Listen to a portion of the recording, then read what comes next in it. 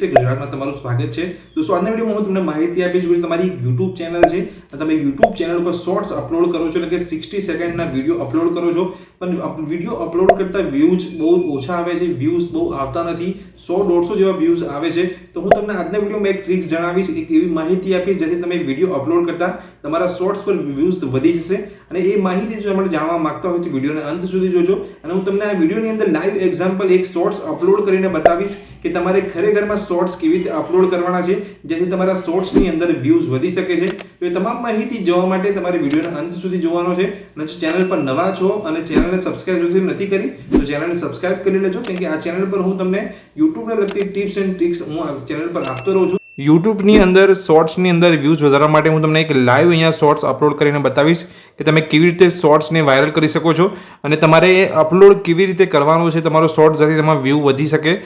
તો સૌપ્રથમ તો હું માહિતી આપું, લાઈવ એક્ઝામ્પલ તમને બતાવું એ પહેલાં અહીંયા તમે જોઈ શકો છો જે યુટ્યુબની અંદર આપણે શોર્ટ્સ જોતા આવીએ છીએ, જે વાયરલ શોર્ટ્સ છે જેની અંદર વ્યૂઝ વધારે છે, તો એ લોકો જે શોર્ટ્સ અપલોડ કરે છે એ કઈ રીતે કરે છે તમે જોઈ શકો છો। અહીંયા તમે જેવો અહીંયા પહેલો શોર્ટ જોશો તમે જોઈ શકો છો એક છોકરી અહીંયા સાયકલ લઈને ઊભી છે, પણ આ વિડીયો તમે પ્લે કરશો તો સ્ટાર્ટિંગમાં આ સીન તમને નહીં જોવા મળે।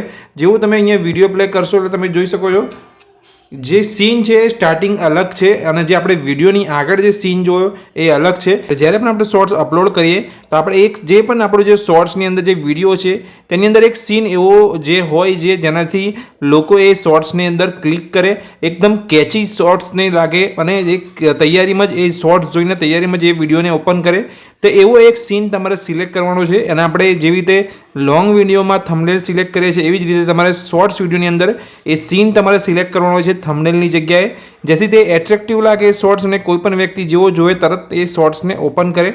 તો દોસ્તો હું માહિતી આપીશ તમારે કેવી રીતે કરવાનું છે। અને બીજી એક તમને શોર્ટ્સ અહીંયા બતાવું જે જોઈ શકો છો તમે, આ જે હાથીનો એક જે શોર્ટ્સ છે અહીંયા તમે જોઈ શકો છો, ત્યાં નીચે અહીંયા તમે જોઈ શકો છો લખેલું છે અહીંયા કંઈ પણ તમે લખી શકો છો, જે તમારો અહીંયા શોર્ટ્સ છે તેના વિશે પણ તમે અહીંયા લખી શકો છો। તો એ કેવી રીતે લખી શકાય છે એ પણ તમને માહિતી આપીશ। અહીંયા જે પણ લોકો શોર્ટ્સની અંદર વ્યૂ નથી આવતા એવું જણાવે છે એ લોકો શું હોય છે કે ડાયરેક્ટ જ વિડીયોને અપલોડ કરી દે છે શોર્ટ્સની અંદર, કંઈ પણ એડિટિંગ કરતા નથી, કંઈ પણ થંબનેલની જગ્યાએ કોઈ પણ સીન્સ જે હોય એવો એટ્રેક્ટિવ એ સિલેક્ટ કરતા નથી, તેના લીધે તમને વ્યૂઝ ઓછા આવે છે અને શોર્ટ્સ એમનો વાયરલ થતો નથી।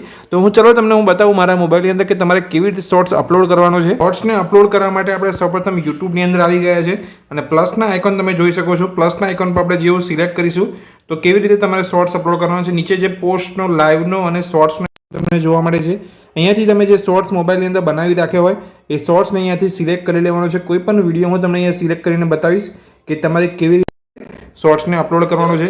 તો તમે જોઈ શકો છો અહીંયા મારો જે શોર્ટ્સ છે 47 સેકન્ડનો છે, અહીંયાથી તમારે જે ડન પરના ઓપ્શન પર નીચે ક્લિક કરવાનું છે, તમે જોઈ શકો છો આ ડનના ઓપ્શન પર તમે ક્લિક કરશો, ડનના ઓપ્શન પર સિલેક્ટ કરતાની સાથે અહીંયા પ્રોસેસિંગ થશે થોડું, ડનનો ઓપ્શન પર ક્લિક કર્યા બાદ ખરાના નિશાન પર ક્લિક કર્યા બાદ તમારે નેક્સ્ટ કરવાનું છે। જેવું તમે નેક્સ્ટ કરશો એટલે તમારો વિડીયો અહીંયા તમને જોવા મળી જશે, કેપ્શનની અંદર તમને અહીંયા જોવા મળે છે, એ તમને કેપ્શન આપવાનું પૂછવામાં આવે છે શોર્ટ્સને લઈને। તો જે પણ ટોપિક પર તમે શોર્ટ્સ બનાવ્યા છે એ ટોપિક પર તમે અહીંયા લખી શકો છો કે બેસ્ટ વિડીયો ફોર કાર્ટૂન કે કોઈ પણ તમારો જે ટોપિક હોય એ તમે લખી શકો છો। પણ જે મહત્ત્વની જે બાબત છે, શોર્ટ્સ જ્યારે તમે અપલોડ કરો તો તમે જોઈ શકો છો શોર્ટ્સની અંદર જે તમે અહીંયા ઉપર એક નિશાન તમને જોવા મળે છે, અહીંયાથી તમારે જે પણ તમારો જે શોર્ટ્સ હોય તેની અંદર જે પણ એટ્રેક્ટિવ જે સીન હોય એ તમારે અહીંયાથી સિલેક્ટ કરવાનો છે। તમે જોઈ શકો છો અલગ અલગ સીન અહીંયાથી દેખાઈ રહ્યા છે, તો કોઈ પણ એવો સીન જે હોય તમારા વિડીયોની અંદર જે એકદમ એટ્રેક્ટિવ લાગતો હોય અને કોઈ પણ વ્યક્તિ જ્યારે શોર્ટ્સ જોતું હોય તો તૈયારીમાં જે શોર્ટ્સને ઓપન કરીને જોવે કે અંદર એવું શું છે, જેથી એવો સીન તમારે તમારા વિડીયોની અંદર જેવો હોય તો ત્યાંથી અહીંયાથી સિલેક્ટ કરવાનો છે। કોઈ પણ સીન તમે અહીંયાથી સિલેક્ટ કરી શકો છો, અહીંયાથી જે સીન તમે સિલેક્ટ કરશો એ તમારા શોર્ટ્સની આગળ દેખાશે, જેથી જે પણ શોર્ટ્સ અહીંયા જોતું હશે તૈયારીમાં જે શોર્ટ્સ અહીંયા તમે જે સીન સિલેક્ટ કરશો જો એટ્રેક્ટિવ હશે તો તૈયારીમાં તમારો શોર્ટ્સ અહીંયા જોવામાં આવશે, જેથી તમારા શોર્ટ્સની અંદર વ્યૂ વધી શકે છે। તો આ રીતે તમારે અહીંયાથી કોઈ પણ સારો એવો સીન સિલેક્ટ કરી લેવાનો છે। સીન સિલેક્ટ કરી લ્યા બાદ હવે તમે કંઈ લખવા માગો છો તમારા વિડીયો વિશે તો તમે જોઈ શકો છો અહીંયા એ લખેલો છે, અહીંયાથી તમે લખી શકો છો। જેવો તમે અહીંયાથી લેટર સિલેક્ટ કરી શકશો એટલે તમે કોઈ પણ વિડીયો વિશે લખવા માગતા હોય તમે અહીંયાથી લખી શકો છો। અહીંયાથી લખીને તમે આ લેટર જે તમે લખ્યા અને તમે કલર ચેન્જ કરવા માગતા હોય તો પણ કરી શકો છો, અને અહીંયાથી તમે સ્લાઇડ પણ ઓપન કરી શકો છો। ત્યારબાદ તમે જેનું બેકગ્રાઉન્ડ જો સેટ કરવા માગતા હોય તો તમે બેકગ્રાઉન્ડ પર સેટ આપી શકો છો એને।